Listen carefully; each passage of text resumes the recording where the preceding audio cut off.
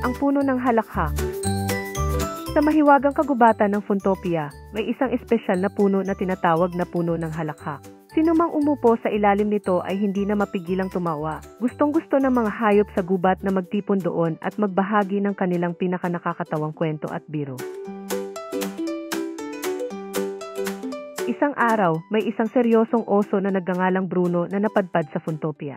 Hindi pa siya kailanman tumawa sa buong buhay niya at na-curious siya kung ano ang tungkol sa puno ng halakhak. Umupo siya sa ilalim nito na may kunot ang noo, naghihintay. Ngunit pag umiral ng mahika ng puno, bigla na lang siyang humagalpak sa pinakamalakas na tawa na narinig ng sinuman. Mula noon, naging pinakamalaking tagahanga si Bruno ng puno ng halakhak at araw-araw itong binibisita, may baong bagong biro. Mahal siya ng mga hayop sa gubat at napagtanto niya na ang pagtawa ang pinakamahusay na paraan para magkaroon ng kaibigan. Aral, ang tawa ang pinakamaikling distansya sa pagitan ng dalawang magkaibigan.